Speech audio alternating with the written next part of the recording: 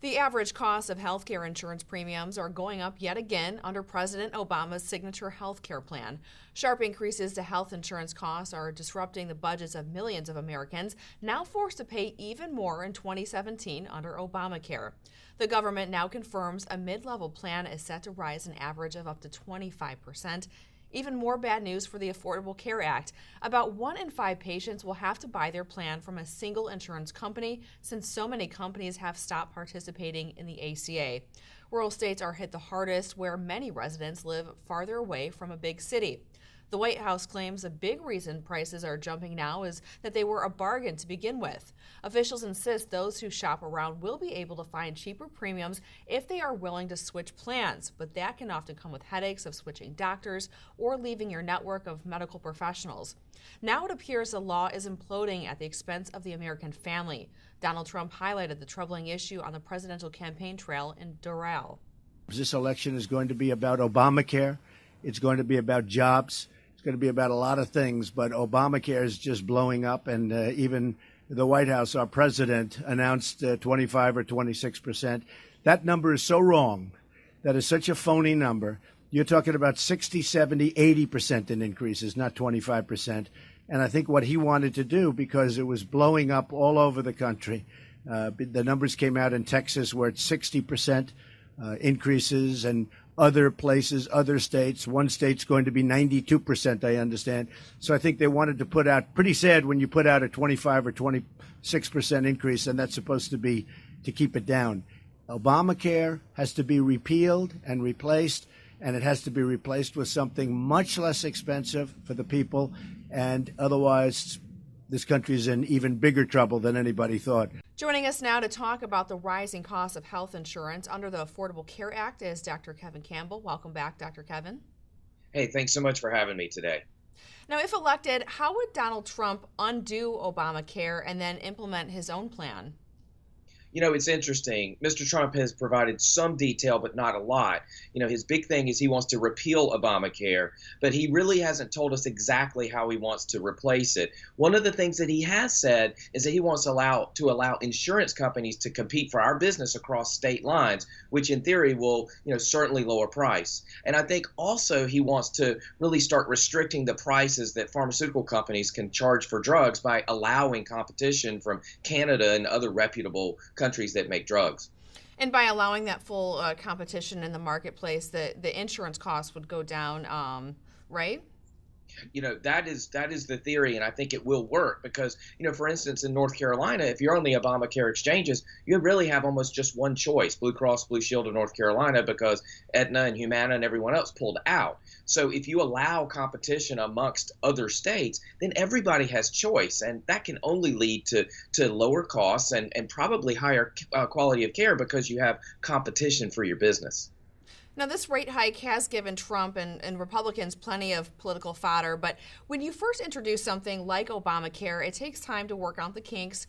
With Trump's health care plan, should he repeal it, should we expect it to get off to a rough start with that, or do you think it's going to be more of a smooth sailing experience?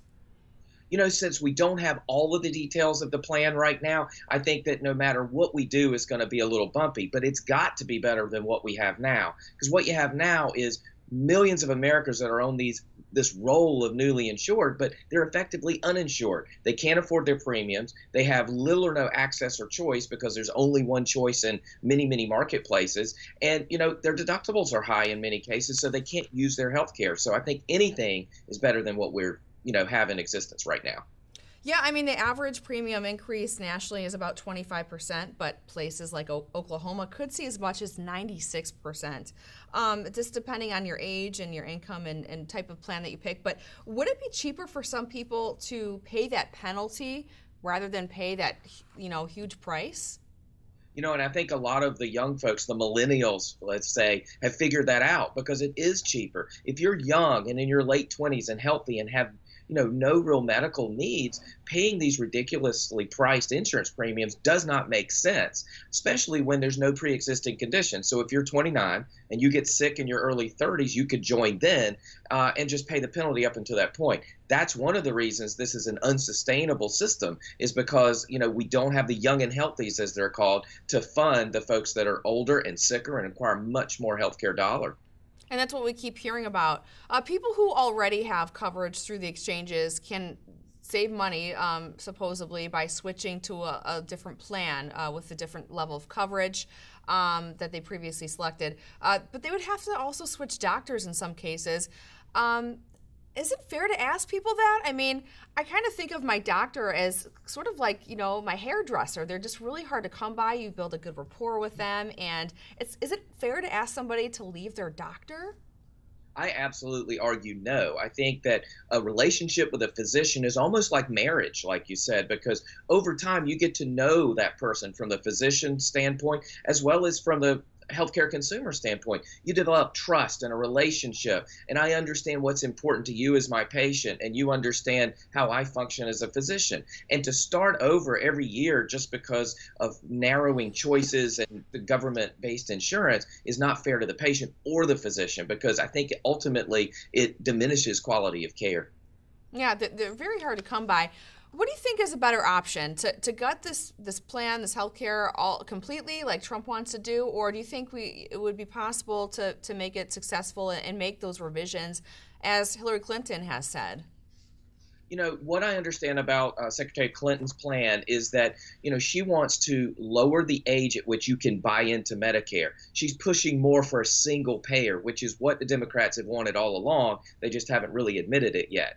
I think that the changes she proposes to make are so minor, and none of them address the runaway cost. None of them address the issue with, the access and the ability to get insurance that's usable. So I think, in my opinion, this law has to be gutted. We have to start over. I think all along this was rushed through Congress because our president wanted it to be his legacy. And unfortunately, his legacy is going to be a legacy of healthcare failure. And many make too much money to qualify for these subsidies we keep hearing a lot about, and not enough to afford it also. And those who receive subsidies to offset the cost, analysts say those subsidies will be paid for by taxpayers. Will taxpayer costs rise along with Obamacare? I certainly expect it to. You already are seeing so many players pull out of the Obamacare exchanges where we're left with just one choice. And these people are going to continue to take enormous losses in the market, I think. And ultimately, one of two things is going to happen. Congress and the Obama administration or whoever follows is going to have to bail them out with throwing more good money after bad, or Congress is actually going to have to do their job and legislate. They're going to have to repeal this and put something in place that makes a lot more sense and functions in a fiscally responsible way. What are your thoughts on the public option? Do you think our health care belongs in the government's hands? As a physician, whenever the government gets involved in my ability to care for my patient, quality of care and outcomes decrease and diminish because, we're not allowed to do what we know and what we need to do for our patients. I prefer the government out of my exam room. And then finally, we've just got a couple weeks ahead until the election. Do you think this Affordable Care Act will affect the election? One thing that's been interesting to me is, other than one debate, the candidates really have not been pushed about health care. They're starting to talk about it now, but I think there's been a lot of deflection on both sides. I think no one really wants to address it. I think that the American people should demand answers, should demand some type of legitimate reform to this health care legislation. And, I think your choices are clear. Mr. Trump says he's going to repeal it and change it. Hillary Clinton wants more of the same. So I think that it could be a significant issue.